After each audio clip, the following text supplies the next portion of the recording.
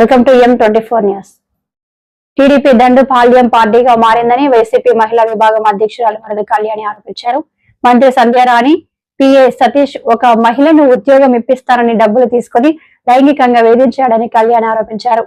బాధితురాలు డబ్బులు తిరిగి అడిగితే ఆమెను మిగతా టీడీపీ నేతల పక్కన పడుకోమని సతీష్ చెప్పాడని పేర్కొన్నారు. తెలుగుదేశం పార్టీ నాయకులే ఉన్నారనడానికి ఇంకొక ఉదాహరణ ఈ మంత్రి గారి పిఏ సతీష్ ఉదంతం. ఎంత దారుణం అంటే ఆ మహిళ ఫిర్యాదు చేస్తే ఆమెకు అండగా నిలవాల్సిన మంత్రి గారు ఆ పిఏకు అండగా నిలబడి ఈరోజు సభ్య సమాజం సిగ్గుపడేట్టుగా వ్యవహరించారు.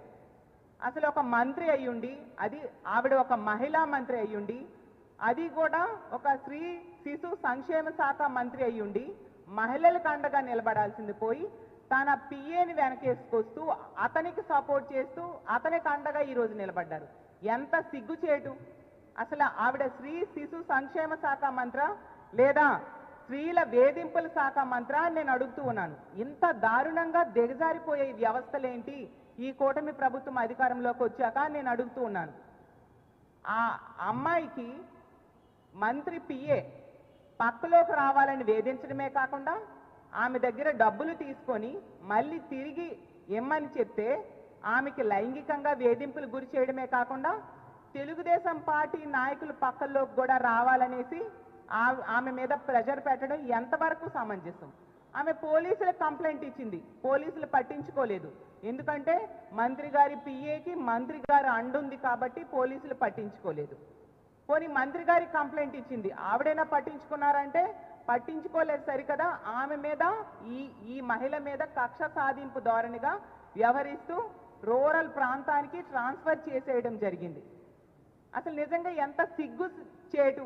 ఒక మహిళ ఉండి ఆవిడ ఈ విధంగా ప్రవర్తించడం. సంధ్యారాణి గారు, మిమ్మల్ని అడుగుతున్నాను, మాట్లాడితే ఉపన్యాసాలు ఇస్తారు మైకుల ముందుకొచ్చి, ఇదేనా మీ సభ్యత సంస్కారం? మీ పార్టీ ఇదేనా మీకు నేర్పించింది అని అడుగుతున్నాను. ఈరోజు తీసుకుంటే డబ్బులు తీసుకొని మోసం చేసింది సంధ్యారాణి గారి పిఏ. అలాగే డబ్బులు ఇమ్మని అడిగితే పక్కలోకి రమ్మని వేధించింది సంధ్యారాణి పిఏ. అలాగే తీసుకుంటే లొంగలేదని సాలూరు నుంచి గుమ్మలక్ష్మీపురంకి బదిలీ చేయించింది సంధ్యారాణి పిఏ. నా దగ్గరికే కాదు, తెలుగుదేశం పార్టీ నాయకులు అలాగే నాయకురాల పిల్లల దగ్గరికి కూడా రమ్మని వేధించింది సంధ్యారాణి పిఏ. అంటే ఇన్ని రకాలుగా క్లియర్గా కనిపిస్తుంది, అన్ని సాక్ష్యాలు ఉన్నాయి. ఆ అమ్మాయి అయితే ప్రతి సందర్భంలో కూడా చూసాం మనము, సాక్ష్యాలతో సహా వివరిస్తూ ఉంది.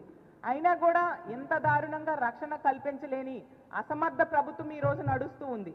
ఆవిడ పోలీసులకి సంధ్యారాణి గారికి కంప్లైంట్ ఇవ్వడమే కాకుండా లోకేష్ గారికి కూడా కంప్లైంట్ ఇవ్వడం జరిగింది. అయినా ఎటువంటి చర్యలు ఈ నిందితుడైన సతీష్ మీద తీసుకొని పరిస్థితి మనం చూస్తూ ఉన్నాం.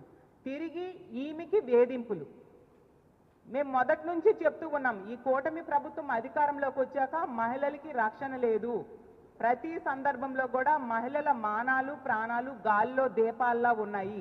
అంత దారుణమైన పరిస్థితులు నెలకొని ఉన్నాయి. అయినా కూడా చాలా నిర్లక్ష్యంగా మహిళల రక్షణ విషయంలో ఈ కూటమి ప్రభుత్వంలో పెద్దలు వ్యవహరిస్తూ ఉన్నారు. మాట్లాడితే చంద్రబాబు నాయుడు గారు అంటారు, మహిళల మీద ఎవరైనా చేయి వేస్తే అదే చివరి రోజు అని. చంద్రబాబు నాయుడు గారు ఇంత పెద్ద సంఘటన జరిగింది, ఒక మహిళా మంత్రి పిఏ ఈ విధంగా చేశాడు అని సాక్షాత్తు ఒక మహిళ ప్రూఫ్స్తో సహా చూపిస్తూ ఉంటే మీరెందుకు చర్యలు తీసుకోవట్లేదు? ఆ పిఏని తక్షణమే అరెస్ట్ చేయించాల్సిన బాధ్యత ఒక ముఖ్యమంత్రిగా మీ చేతుల్లో లేదా?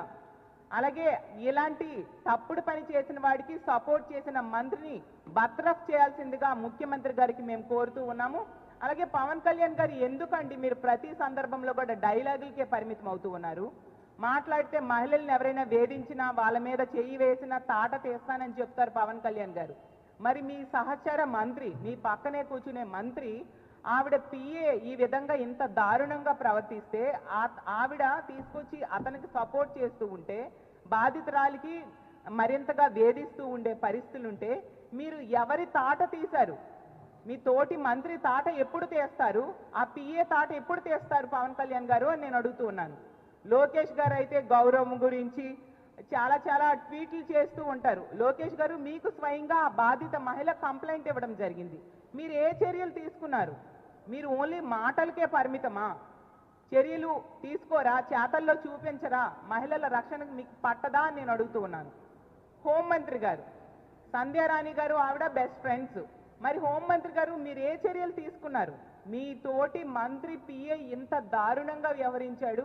ఒక బాధిత మహిళ, ఒక ప్రభుత్వ ఉద్యోగి ఇలా పబ్లిక్లోకి వచ్చి తన బాధను చెప్పుకుంది, పోలీసులు కంప్లైంట్ తీసుకోలేదు, అలాగే మంత్రి గారికి కంప్లైంట్ ఇస్తే మరింత వేధింపులు ఎక్కువయ్యాయి, లోకేష్ గారి ఆఫీస్ కూడా కంప్లైంట్ ఇచ్చాము, ఎవరు చర్యలు తీసుకోవట్లేదు అని చెప్తూ ఉన్నారు కదా. మరి హోంమంత్రి గారు ఇన్ని ప్రెస్ స్టేట్మెంట్స్ ఇస్తారు, డైలాగ్స్ చెప్తూ ఉంటారు, మరి మీరు ఎందుకు ఈ విషయంలో చర్యలు తీసుకోలేదు హోంమంత్రి గారు అని నేను అడుగుతూ ఉన్నాను. అంటే మీరు ఓన్లీ మాటలకే తప్ప చేతల్లో మహిళల రక్షణ అనేది గాలికి వదిలేశారనేది మరొకసారి నిరూపించబడింది. తక్షణమే ఈ పిఏని అరెస్ట్ చేయాల్సిన బాధ్యత ముఖ్యమంత్రి గారి మీద, హోంమంత్రి గారి మీద ఉందని తెలియజేస్తూ ఉన్నాను. అలాగే ఈ మంత్రిని సంధ్యారాణి గారిని బర్తరఫ్ చేయాలి ముఖ్యమంత్రి గారు. అలాగే కేసు పెట్టినా కూడా కనీసం స్పందించకుండా, పట్టించుకోకుండా నిర్లక్ష్యంగా వ్యవహరించిన పోలీసుల్ని కూడా వెంటనే సస్పెండ్ చేయాల్సిన బాధ్యత ముఖ్యమంత్రి గారి మీద ఉంది. ఈ పిఏని అరెస్ట్ చేయడమే కాకుండా ఆ మహిళకు రక్షణ కల్పించాల్సిన బాధ్యత కూడా ప్రభుత్వం మీద ఉందని తెలియజేస్తూ ఉన్నాను. ఎంత దారుణంగా ఈ కూటమి ప్రభుత్వం అధికారంలోకి వచ్చాక మహిళల రక్షణ గాలికి వదిలేశారు కాబట్టి ఈరోజు ఈ లా అండ్ ఆర్డర్లో మన రాష్ట్రం 36వ స్థానానికి దిగజారిపోయింది.